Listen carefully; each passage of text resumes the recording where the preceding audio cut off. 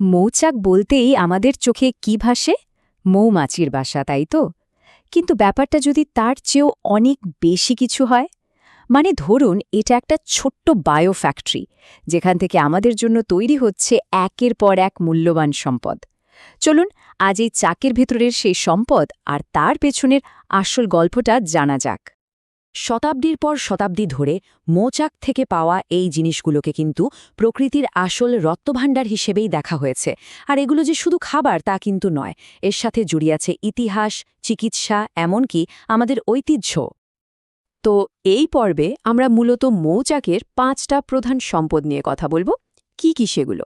মধু, মোম, প্রোপলিস, royal jelly আর হ্যাঁ, মৌমাছির বিষও। আর প্রত্যেকটারই কিন্তু আছে একদম নিজস্ব দারুণ সব বৈশিষ্ট্য আর ব্যবহার। আচ্ছা, চলুন শুরু করা যাক সবচেয়ে পরিচিত দুটো জিনিস দিয়ে, মধু আর মোম। মানে এই দুটো জিনিস তো হাজার হাজার বছর ধরে আমাদের জীবনের একটা অংশ হয়ে আছে। এই টাইমলাইনটা একবার দেখুন, কি অসাধারণ একটা ইতিহাস। ভাবা যায় প্রায় ৮,০০০ বছর আগেও গুহার চিত্রকর্মে মধু সংগ্রহের প্রমাণ পাওয়া গেছে। প্রাচীন মিশরে তো মধু রীতিমতো মুদ্রা হিসেবে চলত, পবিত্র নৈবেদ্য হিসেবে দেওয়া হতো, এমনকি মমি সংরক্ষণেও কাজে লাগত। আবার দেখুন, বিখ্যাত গ্রিক চিকিৎসক হিপোক্রেটিসও কিন্তু জ্বর বা কাশির মতো রোগের জন্য মধু ব্যবহারের পরামর্শ দিতেন। আর আজকের দিনে এর বিশ্ববাজার এখন $9 বিলিয়নেরও বেশি। কিন্তু প্রশ্ন হল, মধু কি শুধুই একটা মিষ্টি জিনিস? না, একদমই না। আধুনিক বিজ্ঞান কি বলছে জানেন? মধুতে 180টারও বেশি যৌগ আছে। মানে এর মধ্যে শুধু চিনি না, অ্যামিনো অ্যাসিড, ভিটামিন, খনিজ আর শক্তিশালী অ্যান্টিঅক্সিডেন্টও ভরপুর। আর ঠিক এই উপাদানগুলোই মধুকে প্রদাহরোধী আর জীবাণুরোধী করে তোলে। এবার আসা যাক মোমের কথায়। এটাও কিন্তু মৌমাছির তৈরি এক দারুণ জিনিস। আর সবচেয়ে মজার তথ্যটা কি জানেন? মাত্র 1 কেজি মোম তৈরি করতে মৌমাছিদের প্রায় 8 থেকে 10 কেজি মধু খেয়ে ফেলতে হয়। ভাবা যায় কি পরিমাণ পরিশ্রম! প্রাচীনকালে মমি তৈরি থেকে শুরু করে মধ্যযুগে পাণ্ডুলিপি রক্ষা করা, সবখানেই এর কদর ছিল।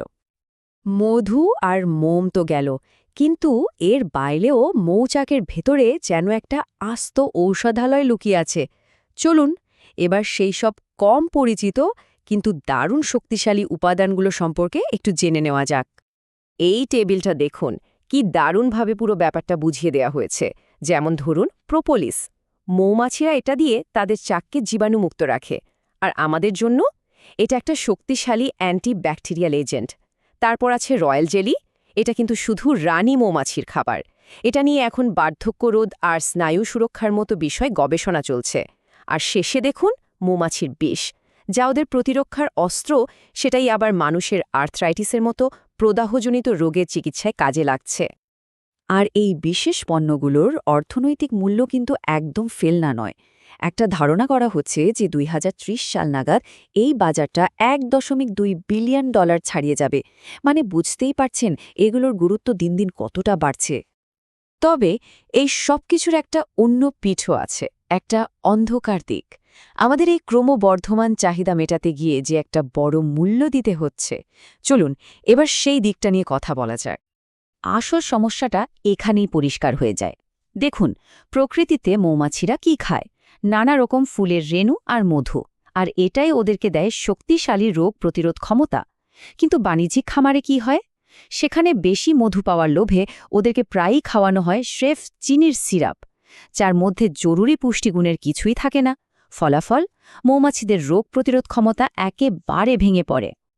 এই চার্টটা কিন্তু বেশ দুশ্চিন্তার। দেখুন, ইউরোপীয় ইউনিয়নে আমদানি করা মধুর প্রায় 46%ই ভেজাল বলে সন্দেহ করা হয়েছে।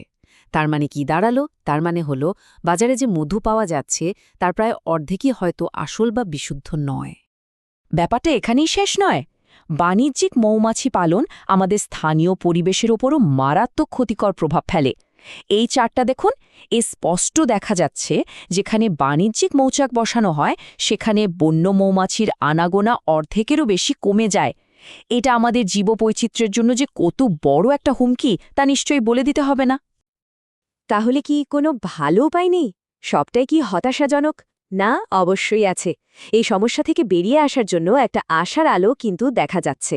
এমন একটা পথ যা ক্রেতা আর উৎপাদক দুজনের জন্যই ভালো হতে পারে। এই নতুন মডেলটার নাম হল ফেয়ার ট্রেড বিকিপিং। এর মূল উদ্দেশ্যগুলো খুব সহজ আর পরিষ্কার, যেমন ছোট উৎপাদকদের জন্য ন্যায্য দাম নিশ্চিত করা, পরিবেশকে টেকসই রাখা, মৌমাছিদের ভালো মন্দের খেয়াল রাখা আর পুরো সাপ্লাই চেইনে স্বচ্ছতা বজায় রাখা। তো এই মডেলটা কিভাবে কাজ করে? এর কয়েকটা গুরুত্বপূর্ণ নীতি আছে। প্রথমত, এটা উৎপাদকদের জন্য একটা ন্যূনতম দাম আর প্রিমিয়াম নিশ্চিত করে। দ্বিতীয়ত, ক্ষতিকর রাসায়নিক ব্যবহার একদম নিষিদ্ধ। তৃতীয়ত, এটা বাধ্যতামূলক করে যে শীতকালে মৌমাছিদের বেঁচে থাকার জন্য যেন চাকে যথেষ্ট মধুর রেখে দেওয়া হয়। আর সবশেষে ভেজাল রুখতে মধুর উৎস কোথায় তা নিশ্চিত করার ব্যবস্থা করে। এই স্লাইডটা দেখলে দুটো মডেলের মধ্যে পার্থক্যটা একদম পরিষ্কার হয়ে যায়।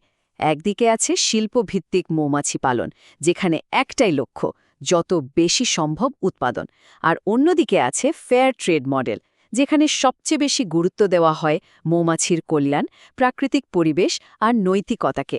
পছন্দটা কিন্তু বেশ স্পষ্ট। এই কথাটা কিন্তু খুবই গুরুত্বপূর্ণ। এই মডেলটাকে সমর্থন করার মানে হল ক্রেতারাও কিন্তু সরাসরি পরাগায়নকারী পতঙ্গদের রক্ষা করার কাজে আর একটা ন্যায্য বিশ্বখাদ্য ব্যবস্থা গড়ে তোলার চেষ্টায় অংশ নিচ্ছেন। তাই পরের বার 1 চামচ মধু মুখে দেবার আগে হয়তো একটু ভাবার সুযোগ থাকবে যে এই মধুটা আসলে কোন গল্প বলছে। এটা কি শোষণ আর ক্ষতির গল্প, নাকি স্থায়িত্ব, ন্যায্যতা আর প্রকৃতির সাথে একটা ভারসাম্যের গল্প? সিদ্ধান্তটা কিন্তু আমাদেরই নিতে হবে।